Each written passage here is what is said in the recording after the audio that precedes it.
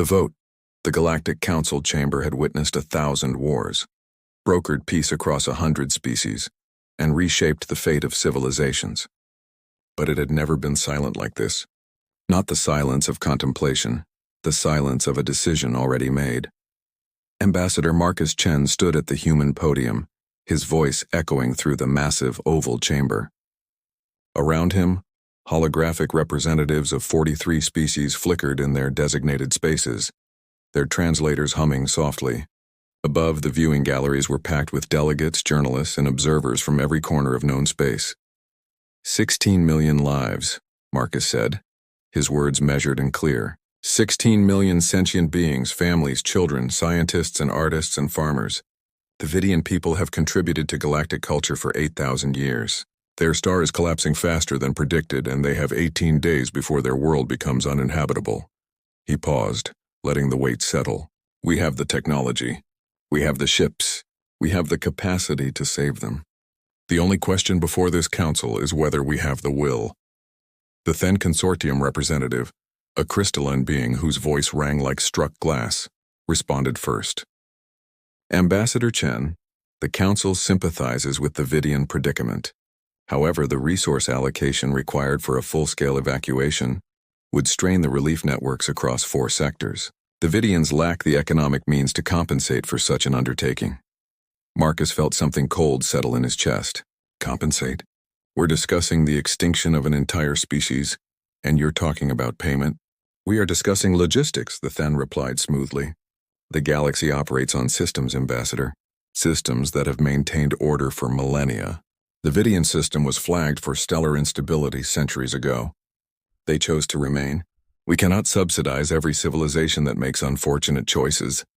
A murmur of agreement rippled through the chamber. Marcus looked around, seeing the calculation in their eyes, the comfortable distance they maintained from tragedy. These were beings who had lived so long, ruled so vast, that individual lives had become abstractions. The Korvax Empire representative, massive and armored, leaned forward. Humanity is young to this council. You do not yet understand the impossible math of galactic governance. Every cycle we receive thousands of requests for aid. If we responded to every crisis with the full weight of our resources, the entire network would collapse. We save who we can save efficiently. The Vidians cannot be saved efficiently. Marcus stared at him. Then what's the point? What is the purpose of this council if not to do what's right when it matters most?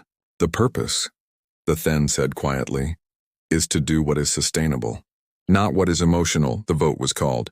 Marcus watched the holographic display as the results appeared one by one.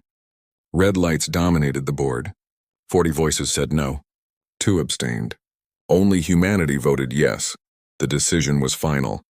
The Vidian civilization was deemed too expensive to save. Marcus stood alone at his podium as the chamber emptied, his hands gripping the smooth metal edge. He'd known this outcome was likely. The reports from his diplomatic team had been clear. But knowing and witnessing were different things. He'd just watched the galaxy choose convenience over conscience.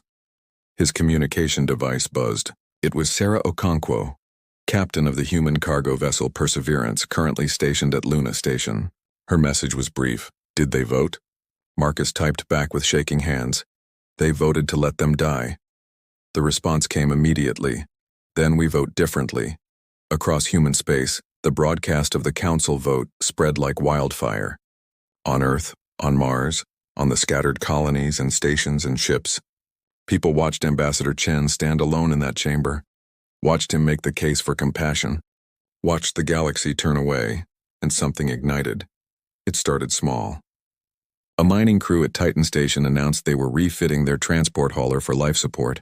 A medical team on Europa declared they were heading to Vidian space with or without authorization. An engineering guild on Mars began fabricating emergency hab modules and broadcasting the schematics freely. Within 6 hours, volunteers were flooding recruitment centers. The human government tried to respond cautiously.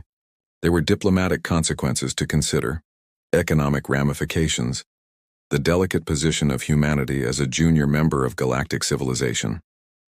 Officials urged restraint, reminded citizens of their obligations, warned of the dangers. No one listened. Social networks exploded with a single phrase, repeated in 100 languages. If not us, then who? Captain Sarah Okonkwo watched the feeds from her ready room. Her crew gathered behind her. The Perseverance was a 30-year-old bulk freighter, designed to haul mining equipment and ice from the outer system. It wasn't fast, wasn't armed, wasn't remotely suited for what she was considering. Her first officer, James Park, spoke quietly. Command's going to have our licenses for this. Probably, Sarah agreed. The Council will sanction Earth. Could trigger a diplomatic crisis. Likely. And we might not even make it. The Vidian system's under Council quarantine. Military blockade. Sarah turned to face her crew.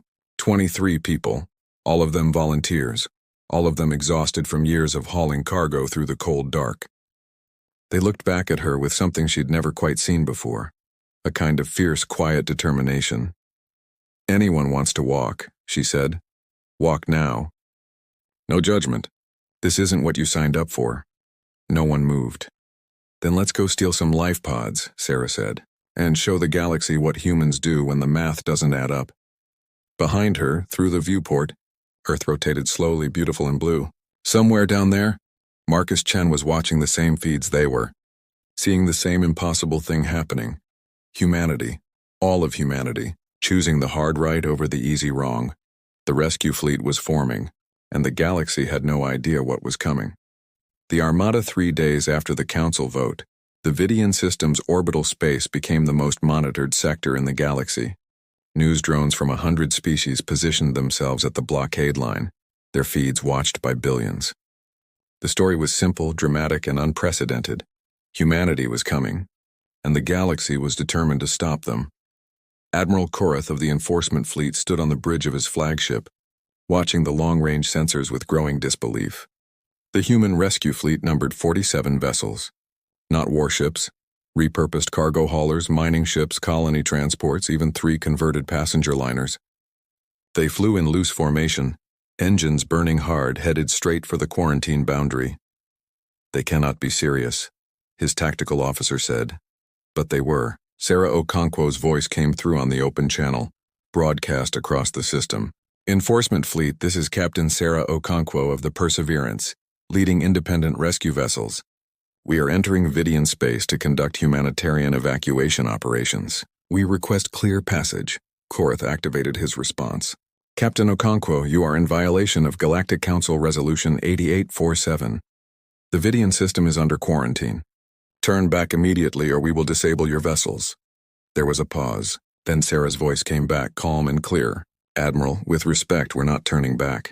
We have 200,000 emergency life pods, medical teams, and enough transport capacity to lift 6 million people in the first wave. Every minute we waste talking is another minute those people don't have. So you can either shoot us or you can get out of our way. The channel went silent. Across the galaxy, billions held their breath. Korath had commanded enforcement operations for 40 years. He'd stopped smugglers, turned back illegal settlements, maintained order in the void. But he'd never faced this. Unarmed civilians flying deliberately into weapons range, daring him to make them martyrs. Sir, his weapons officer said quietly, targeting solutions locked.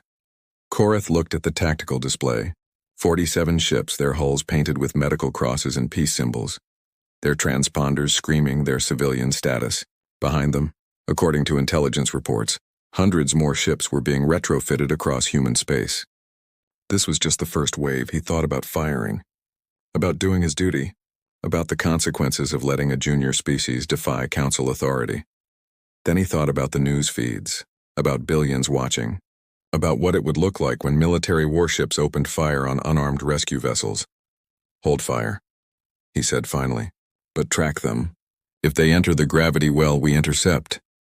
The human ships crossed the blockade line. Sarah watched it happen from her command chair, her hands white-knuckled on the armrests. Around her, her bridge crew exhaled collectively. They'd made it through the first barrier. Engines to full, she ordered. Launch all scout ships. I want detailed surface scans and population centers mapped within the hour. Medical teams, prep your triage protocols. Engineering, I need those life pods deployed in orbital shells before we make planetfall. The response across all channels was immediate. Yes, Captain. On the Vidian homeworld below, millions watched the sky, Their star pulsed visibly now, shedding layers of plasma that painted their atmosphere in colors their ancestors had never seen. The heat was rising. The orbital stations had been evacuated first, filling the limited council relief ships that had bothered to come. But those ships had left days ago, taking the wealthy and well-connected. Everyone else had been told to shelter in place and pray. Now, through the haze of their dying star, new lights appeared. 47 ships, none of them Vidian, none of them part of the official response. They burned through the upper atmosphere like falling stars, deploying thousands of small craft that spread across the planet in a coordinated pattern. A young Vidian named Telros stood on the roof of his family's dwelling, his daughter clutching his hand. He'd spent 2 days digging a shelter that he knew wouldn't be deep enough. He'd said goodbye to his parents over long-distance comms. He'd held his daughter and told her stories about what stars looked like before they died. Now he watched a small transport craft descend toward his neighborhood, its hull marked with symbols he didn't recognize but understood instinctively. These were rescuers. The craft landed in the street outside.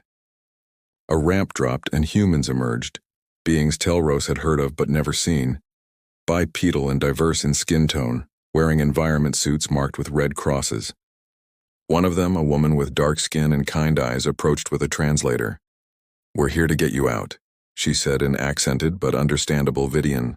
"Gather your family, bring nothing. We have 18 hours before the radiation becomes lethal." "Why?" Telros asked, his voice breaking. "Why would you do this? We cannot pay you. We have nothing." The woman smiled, sad and fierce. "We're not asking for payment, come on. Let's get your daughter to safety." Across the planet, similar scenes repeated. Humans landed in population centers, in remote villages, in places the council maps had marked as acceptable losses. They moved with frantic efficiency, loading civilians into transport craft, launching them to orbital ships returning for more. There was no time for paperwork, no forms to fill, no means testing. Just triage, evacuation, and doing it again. Sarah coordinated from orbit, watching the feeds from 100 landing sites simultaneously. Her ship's cargo bays were already packed with refugees. The emergency life pods, simple but functional, bloomed in orbital space like metal flowers, each one capable of sustaining 20 people for a week. "Not comfortable, but alive," Captain James reported. "Enforcement fleet is moving to intercept. They're not firing, but they're positioning to block our exit vector." Sarah looked at the tactical display. Korath was smart. He was letting them save people but planning to trap them in system. Political pressure forcing humanity to negotiate from a position of weakness. "Open a channel to all ships," she said, and broadcast it publicly. When the channel opened, she spoke clearly, knowing that billions were listening. "This is Captain Okonkwo to all rescue vessels. We have 17 hours to lift every Vidian who wants to leave. The enforcement fleet is going to try to stop us from leaving, but here's what they need to understand. We didn't come here for glory. We didn't come here for recognition. We came here because it was right. And if they want to start a war over saving lives, then let them explain that to their own people." She paused, looking at her crew, at the refugees packed into their corridors, at the planet below where millions still waited. "We're not leaving anyone behind, whatever it takes." The feeds went viral across the galaxy. Species that had abstained from the council vote watched humans risk everything for strangers. The Then Consortium's social networks erupted in debate. Even the Korvax military channels carried heated discussions about honor and duty. And on Earth, more ships launched, carrying more supplies, more volunteers, more of that stubborn human insistence that the math had to account for compassion. The galaxy was watching, and for the first time in millennia, it was being forced to reconsider what civilization actually meant. The countdown to catastrophe ticked down to 14 hours when everything changed. Sarah had just finished coordinating the 7th wave of evacuations, another 100,000 Vidians lifted to orbital craft, packed into every available space, when her sensors lit up with new contacts. "Not council ships, not human reinforcements, pirates," Captain James said, his voice tight. "We have multiple hostile signatures dropping out of FTL at the edge of the system. Verith Raider clans. They're broadcasting salvage claims on our ships." Sarah felt ice in her veins. The Verith were opportunists, scavengers who picked through disasters like carrion birds. They'd seen the news feeds, seen 47 civilian ships loaded with refugees and supplies, and decided humanity was too distracted to defend itself. Battle stations, she ordered, knowing how absurd it sounded. The Perseverance had no weapons beyond mining lasers. None of the rescue fleet did. The Vareth ships, 12 of them, fast and predatory, accelerated toward the human formation. Their demands came through on all channels. Surrender cargo. Supplies and ships or be destroyed. Sarah looked at her tactical display, at her vulnerable fleet, at the millions of Vidians still on the surface depending on them. She thought about Earth, about Marcus Chen standing alone in that council chamber, about every human who'd volunteered knowing they might not come home. Then she made a decision that would echo through galactic history. All ships, she broadcast, do not surrender. Do not retreat. Continue evacuation operations. If the Vareth want to murder refugees and rescuers in front of the entire galaxy, let them do it on live feed. Captain, James started. I know. Sarah cut him off. But we didn't come here to run. We came here to finish the job. The Vareth ships closed the distance, weapons hot. Billions across the galaxy watched, breathless as the moment crystallized. Unarmed rescue ships holding position while pirates prepared to fire, then something unexpected happened. Admiral Korath's enforcement fleet was to the massive council. Warships that had been positioned to block the humans' escape suddenly shifted formation, placing themselves between the rescue fleet and the Vareth raiders.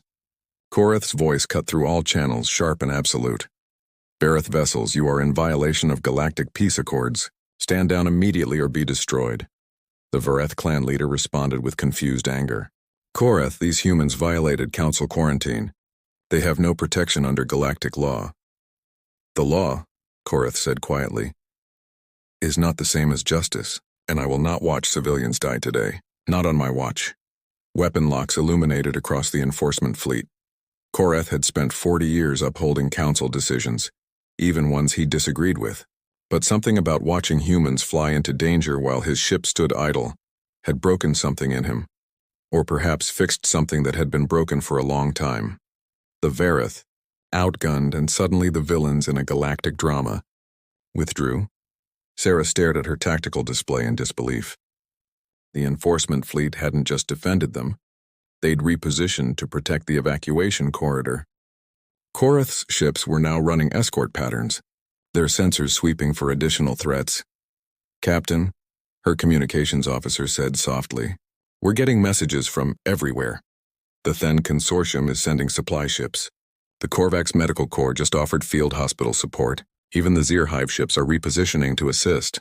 Sarah's hands shook. The galaxy was helping. Not officially. The Council hadn't reversed its decision. But individuals, crews, even entire species were defying their own governments to join the rescue. On the Vidian surface, Telros boarded his third transport of the day, this time carrying injured civilians from a collapsed shelter. The human medic working beside him was exhausted, swaying on her feet, but she kept moving. When he asked her name, she said it was Dr. Chen. When he asked if she was related to the ambassador, she smiled. He's my brother, she said. He told the galaxy what needed to be said. Now we're doing what needs to be done. The final hours were chaos. Every available craft made continuous runs from surface to orbit. Life pods filled and were tethered to larger ships. The Vidian orbital space became an improvised refugee city. Thousands of small vessels linked together, sharing power and life support. It was inefficient, dangerous, barely controlled. It was also working. Marcus Chen watched from Earth, where he'd been recalled by the human government for emergency consultations. The diplomatic fallout had been severe. Trade restrictions, council sanctions, angry communiques from a dozen species. But the public response had been overwhelming. Across human space, Marcus had become a symbol of moral courage. His words in the council chamber were played on every network, quoted in every language. But Marcus didn't feel like a hero. He felt terrified for his sister, for Sarah, for everyone who'd taken his words and turned them into action at enormous personal risk. Then the final transmission came through. Sarah's voice, exhausted but triumphant, broadcast across all channels. This is Captain Okonkwo. Final transport launching now. All Vidians who wanted to evacuate have been evacuated. 16.3 million souls. 0 casualties. We're coming home. The bridge crew erupted in cheers. Across the galaxy, beings of every species watched in stunned silence as the human rescue fleet, reinforced now by dozens of other vessels, began the long journey home. Behind them, the Vidian star pulsed one final time and collapsed, consuming the abandoned world in seconds. But the world was abandoned now only of buildings and history, not people, not lives. Admiral Kareth stood on his bridge watching the rescue fleet depart. His career was probably over. The Council would demand explanations for his actions. But as he watched those overloaded ships limp toward FTL jump points, carrying millions of lives that the galaxy had written off, he felt something he hadn't experienced in decades: pride. His tactical officer spoke quietly. "Sir, what do we put in the official report?" Kareth thought about protocols, regulations, the careful language of military bureaucracy. Then he thought about what he'd actually witnessed: courage that made calculation irrelevant. "Put this," he said finally. "On this date, humanity reminded the galaxy what civilization actually means. And it shamed us all into being better." The Vidian refugees were distributed across human space initially, then gradually resettled as other species offered permanent homes. The Council investigated, sanctioned, and eventually quietly rewarded the rescuers. Diplomatic relations were tense for months, then slowly normalized, but something fundamental had changed. Across the galaxy, species who'd abstained from that vote found themselves unable to meet their citizens' eyes. The young of every civilization asked their elders, "Why did we say no?" Political movements formed around principles of intervention and responsibility. The Council Charter was debated, amended, and reformed. It started with one vote and 47 ships. It ended with a galaxy that could no longer pretend the math justified abandoning millions to die. Years later, when the Vidian people dedicated a memorial to their rescue, they invited representatives from every species that had helped. The humans came: Sarah, Marcus, thousands of volunteers, but they insisted they weren't heroes. "We just did what anyone should do," Sarah said at the ceremony, standing beside Telros and his daughter, who was now thriving in her new home. But Telros shook his head. "The galaxy abandoned us. 43 species said we weren't worth saving. But you crossed every line, defied every power, risked everything. Not because you hoped for reward, because it was right." He placed his hand over his heart in the Vidian gesture of eternal gratitude. "The stars went dark for us, but humanity carried light. We will never forget." And they didn't. Across the galaxy, on monuments and in stories, in the lessons taught to children and the debates of philosophers, the Vidian rescue became legend, not because of the scale, though 16 million lives was no small thing, but because of what it represented.